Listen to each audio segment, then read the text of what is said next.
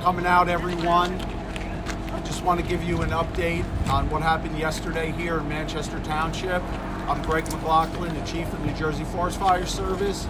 We have several of our partners here to speak, so I'm going to try and just moderate because since there's such a large crowd, I'm sure there'll be a lot of questions. We have the Public Affairs Office from Joint Base McGuire Dix Lakehurst. We have the Police Chief from Manchester Township, the Ocean County Sheriff's Office. We have Councilman of Manchester Township, Joe Hankins here, and we also have Manchester Township OEM here as well. We are with the Department of Environmental Protection, State Parks, Forest, and Historic Sites. Our Assistant Commissioner, John Cecil's here. He's going to speak first, then we'll turn things over to our operations fire warden, Trevor Rayner, to talk about what happened yesterday, what happened last night, where we're at today, and what the forecast for today is. Okay? Good morning. My name is John Cecil, Assistant Commissioner for State Parks, Forests, and Historic Sites at the New Jersey Department of Environmental Protection. Thank you all for joining us. I just want to start out by saying thank you to the heroic team of Forest Fire Service staff, Office of Emergency Management, folks from the Department of Defense, the Joint Base, over 30 assisting fire departments from throughout the state, really, Sheriff's Office, a number of other supporting emergency response agencies. These folks did a heroic job last night. Speaking just from my personal experience, having been in this role for a couple of years now and seen a few of these incidents, I showed up here last night at about 9:30 and jumped in the truck with the incident commander. We went straight into the fire to start, continue working on the attack.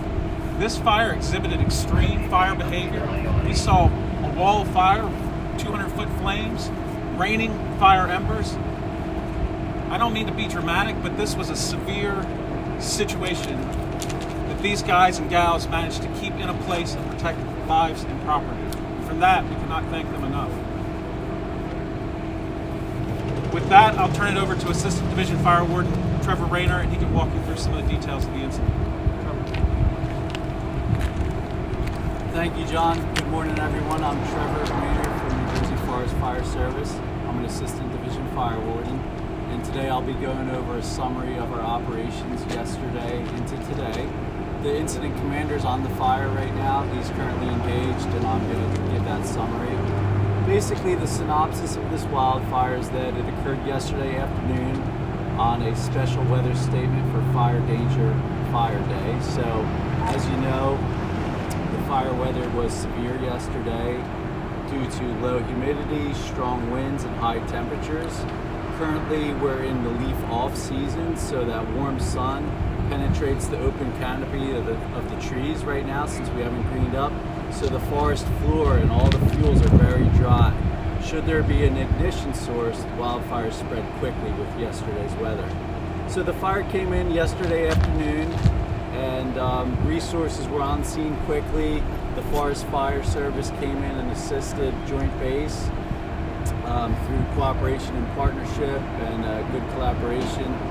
So the initial strategy was to hold the wildfire west of Route 539.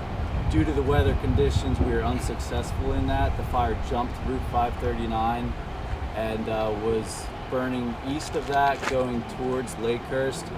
We had some initial tactics to check up the fire before it got to Lakehurst, except we were unsuccessful in that due to some of those high flame fronts, a lot of embers, a lot of spot fires ahead of the main fire.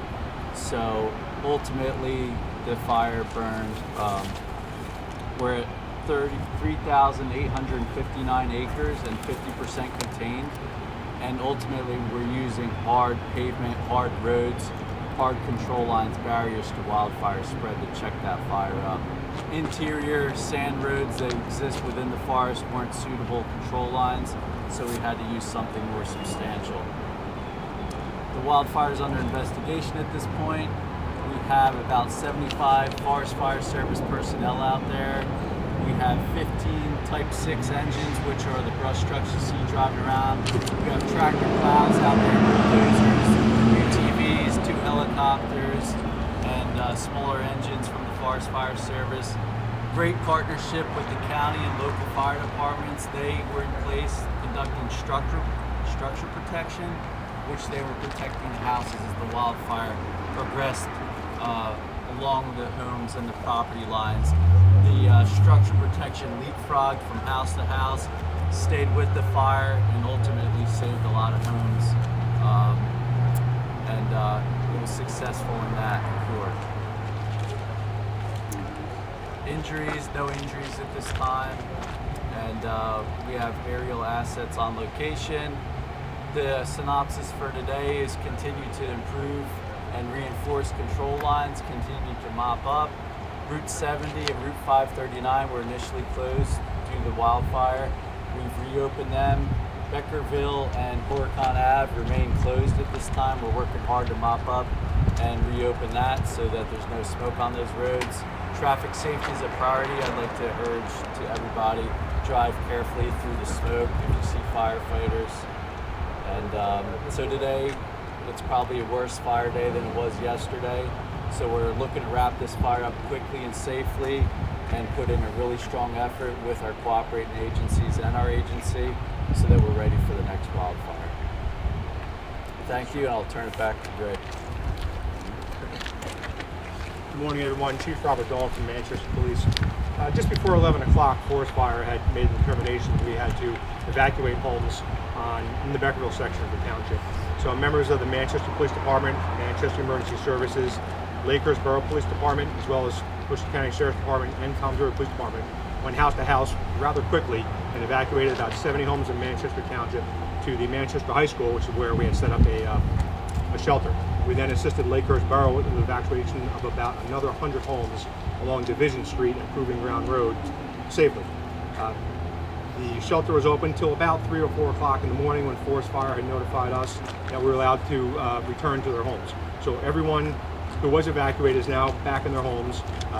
There was no structure damage that I'm aware of at this time, and no injuries, and everyone was safe. Having been along Horicon Road at the time of that evacuation, as my Forest Fire member said, the structure protection units for the fire companies did an outstanding job. I think the count was 32 different fire companies, including the 4 in Manchester alone, as well as Lakers Fire Department, did a great job in protecting those homes. So without those efforts from the volunteer and all career services, it could have been a lot worse. Thank you. All right. Thank you. Certainly Manchester Township, the mayor and council are thankful for all these agencies that came together. We're thankful that there was no loss of life, no loss of property. I do know that a horse farm was actually evacuated. It wasn't mandatory, but I believe they moved over 30 horses as well off site. So, you know, this all comes together with tabletop drills. We've conducted drills in the past with New Jersey Forest Fire Service. This plan of action has probably been dry run several times. All they do is plug and play the location. And it's so important to do this pre-planning and have these events at least looked at from time to time. So I thank the New Jersey Forest Fire Service, the multiple agencies that came out to assist us with fighting this fire, the volunteer companies, who those guys are going to end up going to work today as they're released and do a full day of work on top of being up all night. So just wanted to thank everybody for that.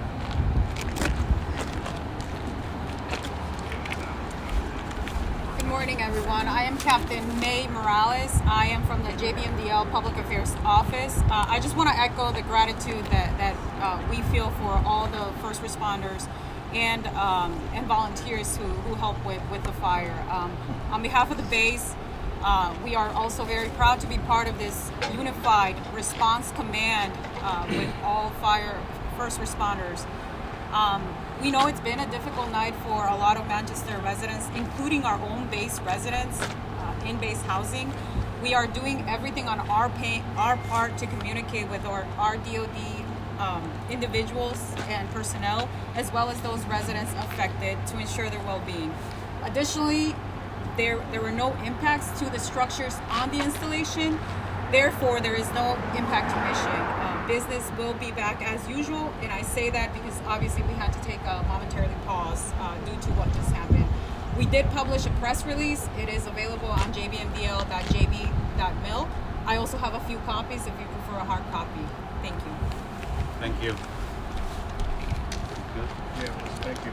Okay, so we could try and do questions here now if folks want to. So we'll just try to go right to left. Want to go ahead? Channel 6 in Philadelphia. In terms of the cause, I understand it's still under investigation. Do you suspect any human activity that was involved in how this fire started? Also, do you anticipate any other homes needing to be evacuated today because of this situation?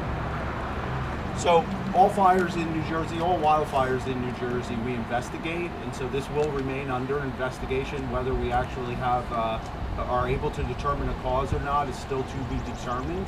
But keep in mind that approximately 99% of wildfires are human caused, whether that's accidental or intentional. So we'll continue to look into it. In terms of evacuations today, we're confident that we have a good handle on this fire, and so we're not requiring any additional mandatory evacuations. Jim from News 12. Yep. Hey, Jim. Hey, how are you? We always talk a lot about Ocean County being susceptible to these types of wildfires. We also have about 200,000 people which live right on the border of the Pine Barrens. Was this a worst case scenario? And how were you able to stop these flaming embers, which I saw right on the steps of Leisure Knoll, from catching fire in some of these age-restricted communities where people may not have deputies? Yeah, so this definitely had high potential to be extremely catastrophic. We had a really well-coordinated effort and good team cohesion between all of the agencies that were here last night.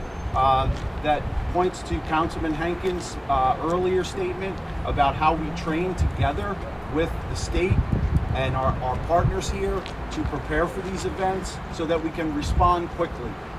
It took quick action to get fire on the ground to try to prevent the oncoming fire from spreading, and simultaneously we had structural resources coming into the area to protect homes, and yet at the same time we're also evacuating people. That's a really difficult thing to coordinate on the fly quickly, but it worked out really well last night, and we're really thankful that it was successful. Nobody got hurt and no structures were damaged. With NBC New York, the gentleman from the Forest Fire Service, who said today is expected to be a worse day than yesterday. Just coming here, we saw those electronic signs on the Garden State warning people about fire danger. Here we are on a day and a stretch that's going to be incredibly warm. So is there apprehension about what could come from this, even before you get it contained? So we're always staffed. We have a contingent of resources always available, always 24/7. So yesterday and today we have upgraded that, elevated our staffing. We have a contract airplane on duty this month that's available to drop water. We always have aircraft available, helicopters. So we're taking the necessary steps to prevent or quickly suppress that next one. But certainly the weather and the fire danger is very high here, and that's always a concern to us. Thank you. Just to add to that question, what Trevor was indicating as well, we'll issue precautionary statements. So we're restricting statewide all campfires and agricultural burning as well. So in addition to our increased staffing and patrol levels, we've also have our in-house aviation assets standing by in case there is a fire. And at this time of year, we'll bring in additional aircraft on contract to support initial attack fire suppression. I know those restrictions just in this area is going to be statewide. 'Cause Statewide. they're dealing with that TNEC too. That's right, statewide. Couple quick questions. Vin Avenue, New Jersey, 1015. With regard to today in Manchester and Ocean County, what are some of the dangers or challenges that the firefighters are facing and things that Manchester and Ocean County residents should be concerned about or worried about, things that they should look out for? Sure. So number one, the guys and the gals still out on the fire line. They've been working since last night. So number one, I would say, is fatigue. We aren't out of the woods yet. We're in a dry stretch here until Friday. They're talking maybe rain this weekend, but not much. So fatigue is number one. Warm temps today, hydration, and then a lot of dead standing trees which are on fire. They will have to be, they'll have to be squared out, and that's always a hazard to firefighters too, should they fall down. And the other question I have for either of you, just with the weather for the rest of the week, and the fires over the last couple of days, what are your concerns for the rest of the week, not just for Manchester and Ocean County, but across New Jersey?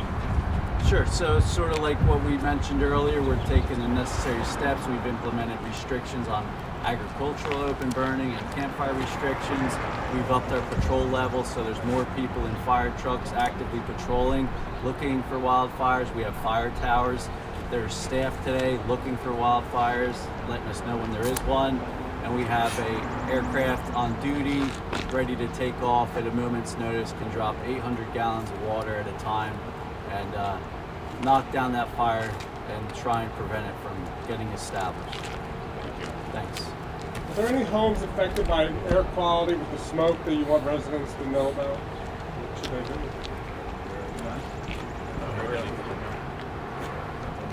Yeah, not that we're aware of at this time. Go ahead. I'm sorry, could you go over again the size of the fire, how much is contained, where it is right now, details like that? So the wildfire is 3,859 acres and 50% contained. Contained simply just means that the perimeter's been constructed. So contained means there's been a line around it, but not the whole wildfire's actively had water squirt on it. We're pretty sure that it's going to hold. We're almost positive at this point that it's going to hold, but we're conservative in our numbers due to the enhanced fire weather today.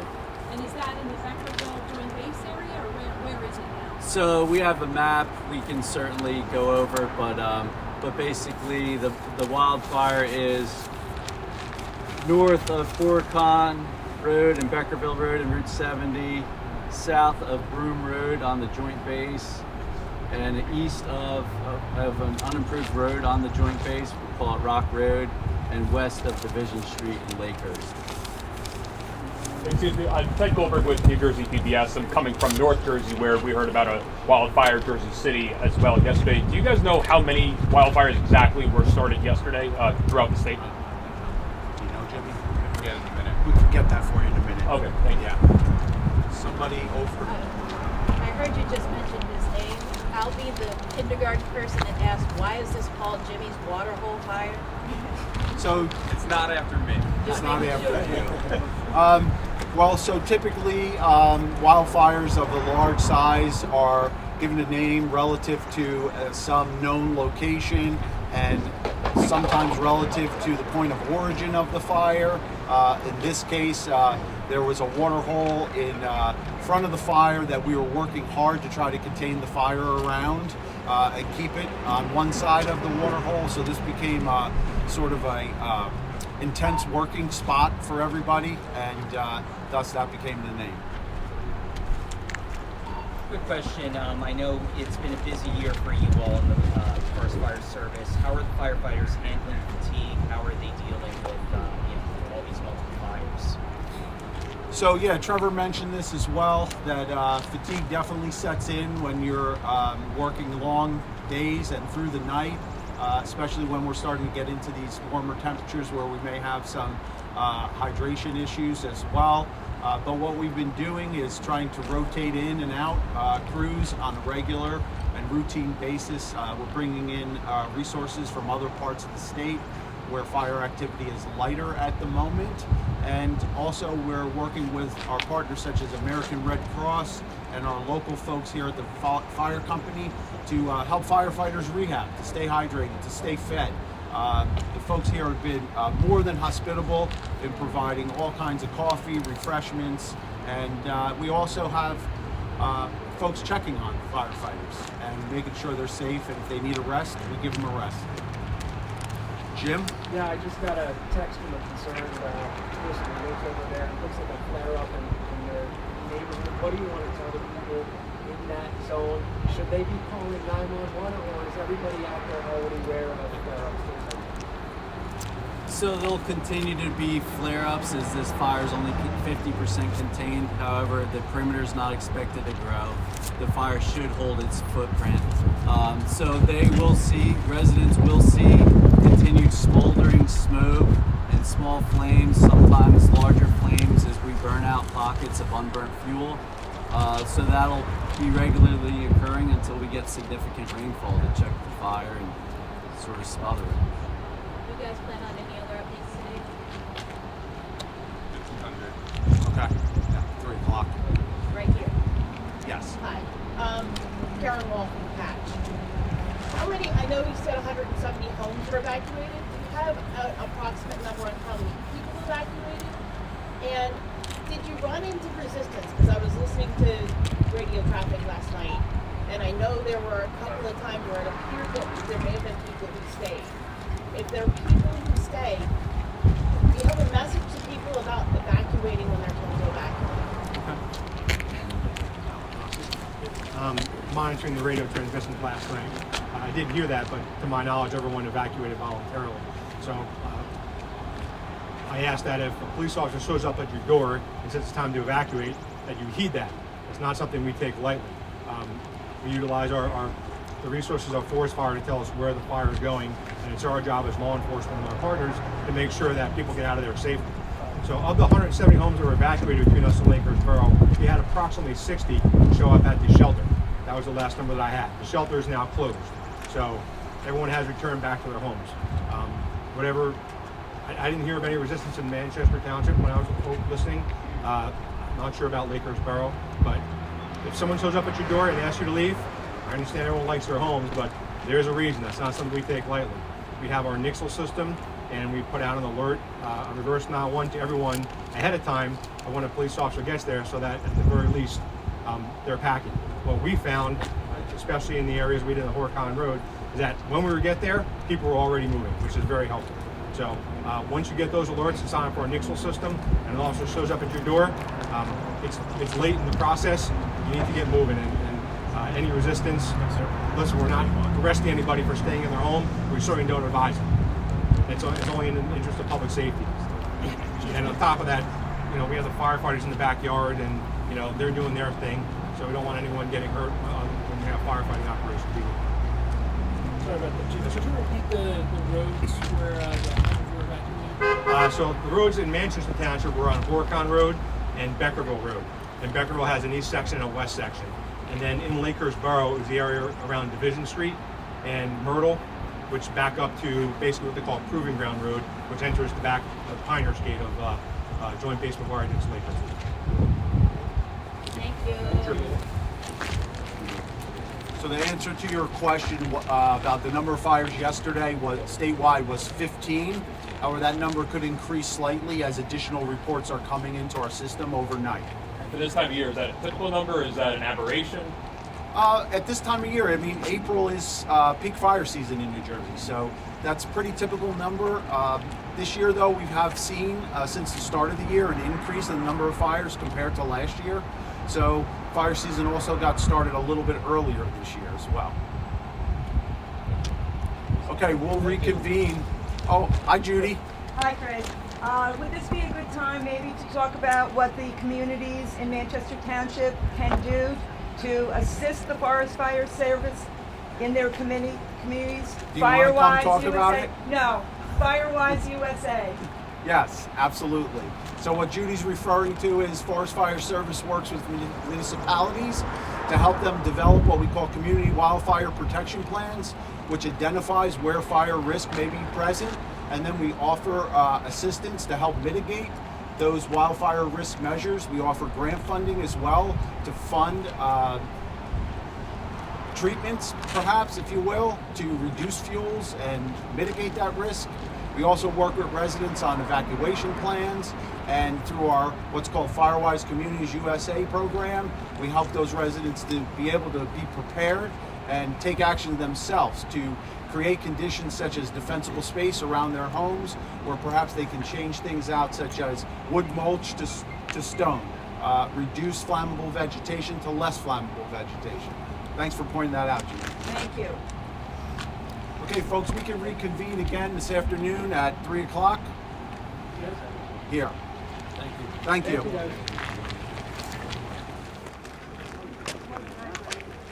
you.